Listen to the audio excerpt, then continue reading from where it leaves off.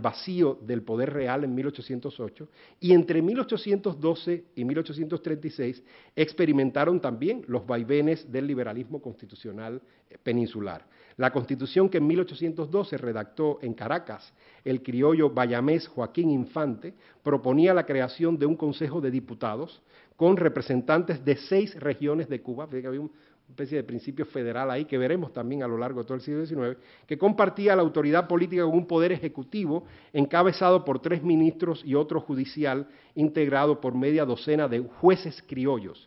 Los referentes de aquel proyecto de constitución para la isla de Cuba de 1812 eran el contrato social de Rousseau, está citado a pie de página, ¿verdad? El contrato social de Rousseau, la Constitución de los Estados Unidos, la Constitución francesa del año 8, la Constitución del año 8, instaurada por el Consulado, y la Constitución Federal Venezolana de 1811, esa Constitución que criticó tanto Bolívar, ¿verdad?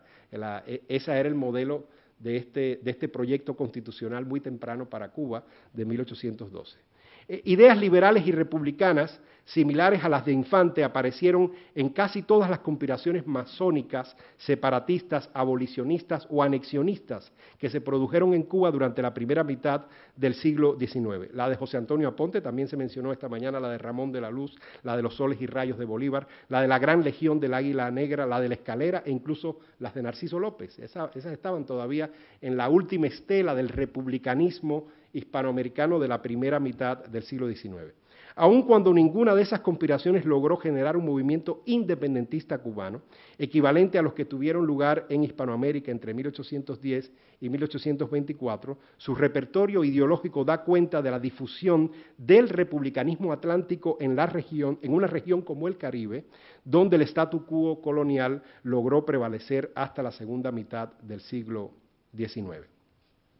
En La democracia en América, Alexis de Tocqueville señalaba que una de las evidencias de que las mismas instituciones políticas no podían ser trasplantadas a diferentes culturas era que el modelo constitucional norteamericano adoptado en México en 1824 funcionaba muy bien en el norte y muy mal al sur del río Bravo. Eso ustedes saben, es un tópico muy conocido. Pero como advirtiera en su momento Lucas Alamán y como ha recordado recientemente José Antonio Aguilar, la Constitución de 1824 no era una copia de la norteamericana de 1787, sino una mezcla de esta y la Constitución de Cádiz de 1812.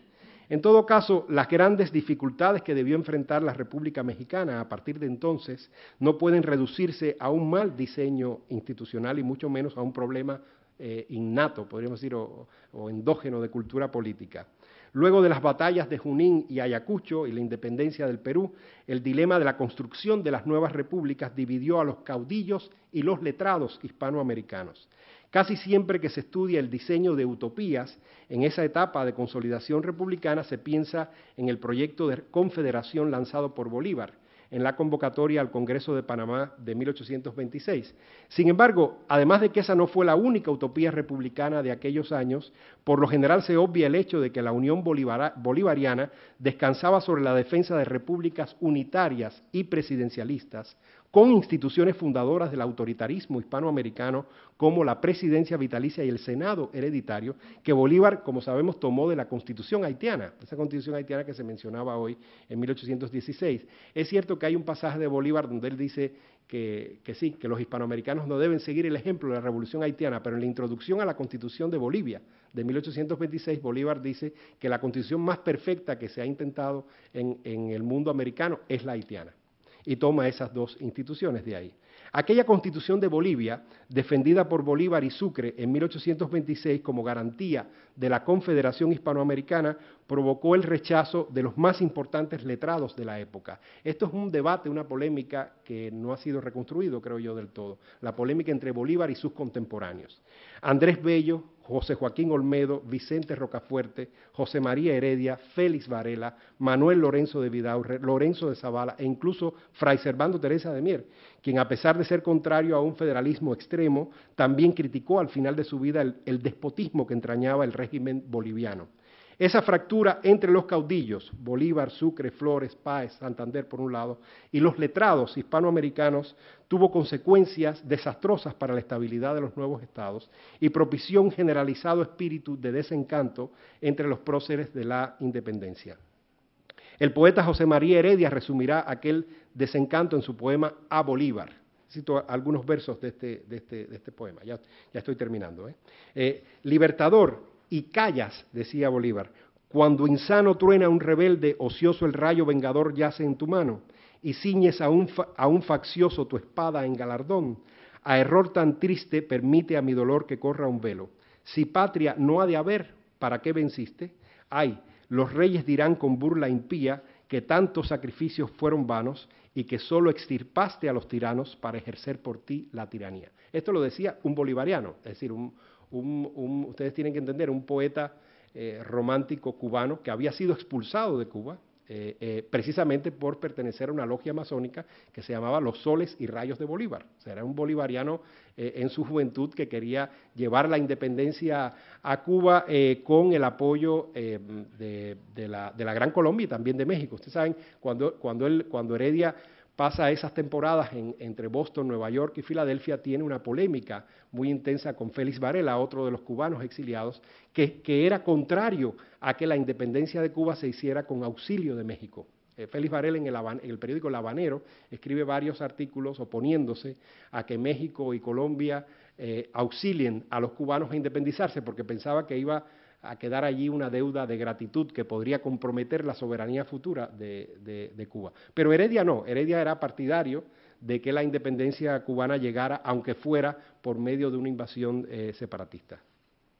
Varias escuelas de historiografía nacionalista en América Latina han atribuido a Estados Unidos toda la responsabilidad en el fracaso del proyecto de confederación lanzado por Bolívar, vísperas del Congreso de Panamá. Sin negar que la posición de Washington fue contraria al mismo, a ese Congreso, como se manifestó en la correspondencia diplomática de Joel R. Poinsett y otros representantes norteamericanos en Hispanoamérica, tampoco debería ignorarse que la Confederación fue rechazada por muchos líderes republicanos de la primera generación por diferencias con el centralismo y el autoritarismo de Bolívar. Para algunos historiadores todavía resulta difícil admitir que el desencanto del primer republicanismo hispanoamericano tuvo que ver, entre otras causas, con la falta de consenso de la utopía bolivariana. Con frecuencia la propia historiografía bolivariana presenta la gran alternativa regional al centralismo presidencialista andino y venezolano que fue el federalismo mexicano de 1824 como la antiutopía de aquel momento. O sea, se pensaba que la utopía descansaba detrás del proyecto de la Constitución de Bolivia y que en cambio la Constitución mexicana era lo contrario, ¿no? Basta, sin embargo, revisar los textos de Rocafuerte y Zavala o los de Ramos Arizpe y Gómez Farías para constatar que los federalistas también proyectaban la creación de comunidades ideales. Todos esos fundadores de república estaban pensando en crear comunidades perfectas. El carácter fronterizo de algunos estados norteños de México, como Texas, Nuevo León o Coahuila, donde el federalismo, al igual que en Zacatecas, Jalisco y Yucatán, era muy fuerte, agregaba a esas utopías el atractivo de la conformación de colonias migratorias, heterogéneas desde el punto de vista étnico, religioso, lingüístico y cultural. Los historiadores no hemos reparado lo suficiente en las conexiones que hay entre ese federalismo fronterizo y los socialismos utópicos que por entonces comenzaban a circular en Europa y Estados Unidos. Es sabido, por ejemplo, que el gran utopista británico Robert Owen, fundador de la comunidad de New Harmony en Indiana, cuando fue incapaz de sostener económicamente su sociedad ideal y tuvo que vender el terreno en 1828, viajó a México, donde se entrevistó con el presidente Guadalupe Victoria, a quien pidió se le concedieran unas 150 millas cuadradas de terreno en la frontera de Texas con Estados Unidos, para crear, como él mismo decía, una utopía más rentable. Zavala, Rocafuerte y Poinsett respaldaron esas utopías fronterizas y defendieron también asentamientos de colonias migratorias como la de Coatzacoalcos en Veracruz. La idea de México como tierra de utopías migratorias se difundió lo suficiente en la Europa de aquellos años como para que Balzac y otros escritores de mediados de siglo la registraran en sus libros. Esto es un dato que debo a Jean Meyer. México es tema recurrente en varios libros de Balzac. En el contrato de matrimonio de la serie La Comedia Humana se habla con entusiasmo de las minas La Valenciana en Guanajuato, en El Primo Pons de los parientes pobres es México y no las Californias, únicamente la quimera del oro, así es la frase que usa. En Los pequeños burgueses y en el drama Botrán, por ejemplo, se trata el tema de la guerra de los pasteles en 1838 y se dibuja un retrato amable del general Anastasio Bustamante, que a mí me sorprendió muchísimo, un personaje que no es muy simpático, ¿verdad?, ni en la historiografía ni en la literatura mexicana. En La piel de Zapa, de la serie Estudios Filosóficos, aparece ya específicamente el tema de las utopías migratorias de Coatzacoalcos en Veracruz y Anáhuac en Texas. Anáhuac, por cierto, esa colonia migratoria es a donde se va a vivir después Lorenzo de Zavala, donde establece sus propiedades, ¿no?